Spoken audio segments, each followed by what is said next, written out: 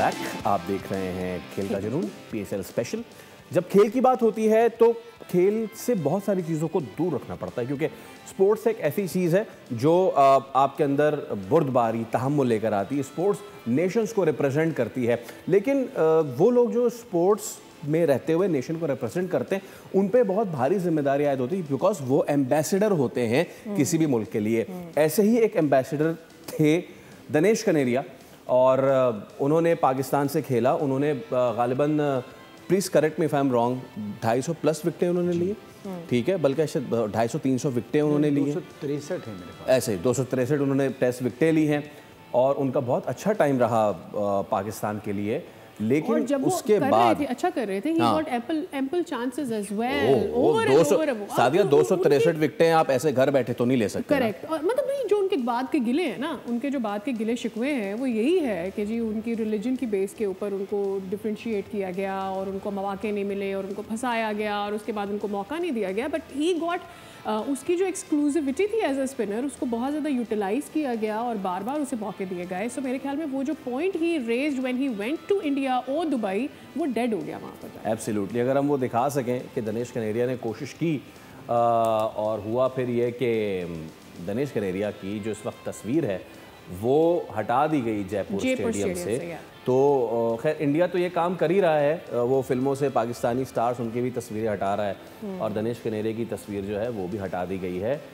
जनाब मुझे वेट करना है कि इसके ऊपर दिनेश कमेंट करते हैं या नहीं, बिकॉज अदरवाइज पाकिस्तान की सियासत के ऊपर, पाकिस्तान की क्रिकेट के ऊपर, PCB के ऊपर, एवरी चीज़ के ऊपर तो वो कर ही रहे हैं कमेंट।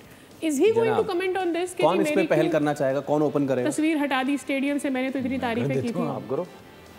261 मैंने अभी देख लिया, 261 आउट हैं, 2 ज़्यादा विकेटें दे दी थी, 1000 से ऊपर फर्स्ट क्लास के इनके आउट हैं। देखिए बात सारी ये होती है कि एक तो आप जिस मुल्क से, जिस मिट्टी में आप रहे हैं, आपका किसी भी मज़हब से ताल्लुक़ हो, मिट्टी आपका मुल्क आपकी माँ होती है, उससे आप गद्दारी नहीं कर सकते, चाहे आपका किसी भी मज़हब से ताल्लुक़ है, ठीक है। साथ साथ ये है कि जो वो मज़हब कार्ड वहाँ खेल के अपने आप को चाह रहे हैं कि बहुत बड़े या मशहूर हो जाए। देखिए किसी भी मज़हब से ताल्लुक़ रखने वाला ये नहीं चाहेगा कि उसका बच्चा मैच फिक्सर बने, ठीक है, और किसी भी मज़हब में किसी बेईमान को अच्छा नहीं समझा चाहता।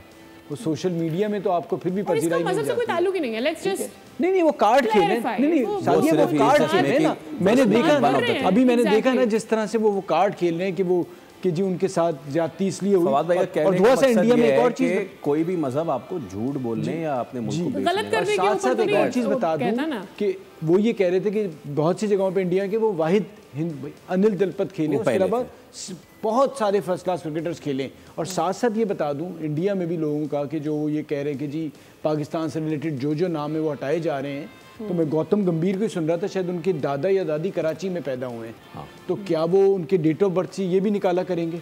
क्योंकि ज़्यादातर पार्टीशन से पहले लोग यहाँ या वहाँ से गए हैं। जी बिल्कुल। तो ये किस तरह तय होगा कि अगर किसी गवर्नमेंट की पार्टी के दादा दादी या वो खुद अडवाणी साहब जो हैं वो सिंपैट्स में पढ़ के गए, तो या ये भी तरीका बताया जाए कहीं से लोगों को कि जो यहाँ अगर उनका कोई दादा दादी नाना नानी पैदा हो गए तो वो उसके सर्टिफिकेट में से कैसे निकले।